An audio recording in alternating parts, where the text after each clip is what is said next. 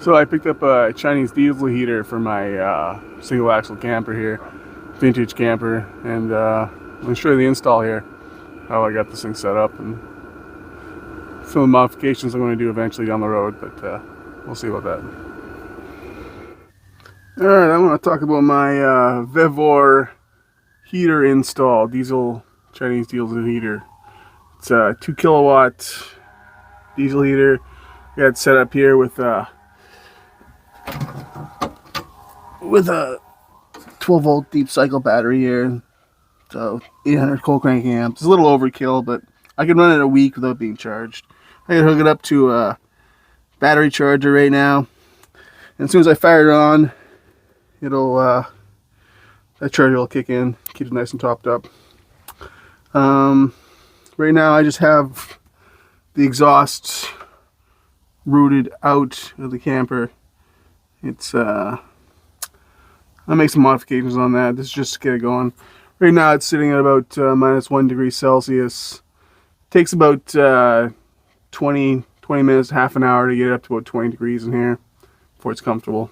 So I'm gonna fire that on. I crank that up a little bit here.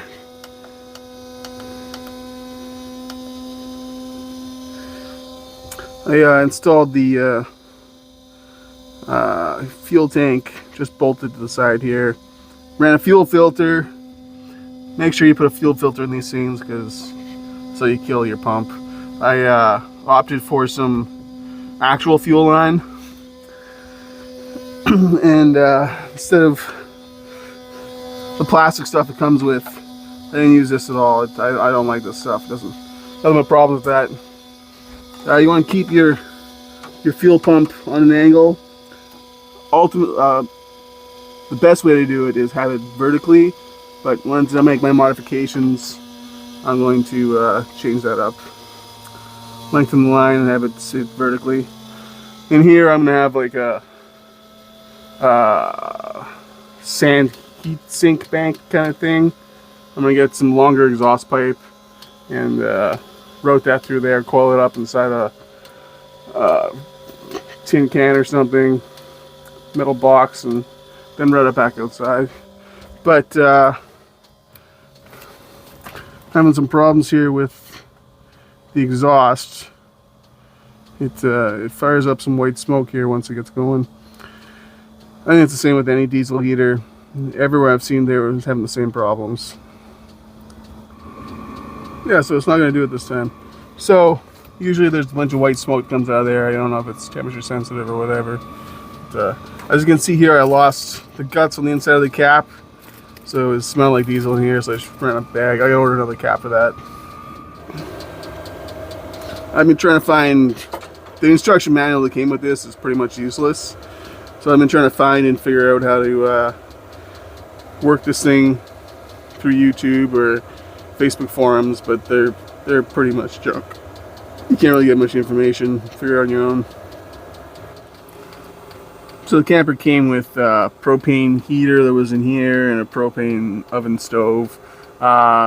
In this climate, in the Canadian climate I live in, I am not a fan of propane. It doesn't work when it gets cold properly.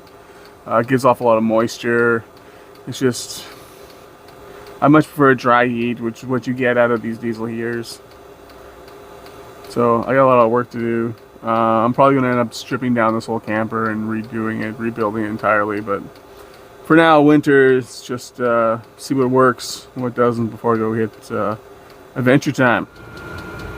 So the fuel consumption on this uses about an 8-hour burn on like setting 2 or 3. It uses about 2 or 3 liters in an 8-hour shift. So if you keep on low setting overnights, you use about 1.5 liters, 2 liters, which isn't too bad. But to get this up to temperature here, I'll probably use all this fuel, so I'll have to cut her short here.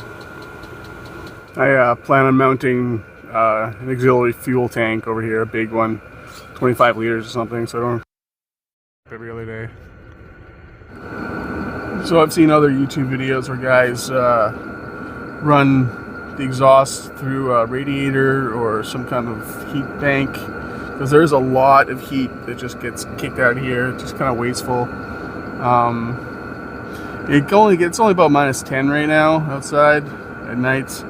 It's in this climate, it's not that cold. We get down to -30 in the winter, -50 when it gets really cold. So I really want to find a way to try and keep the heat inside the camper,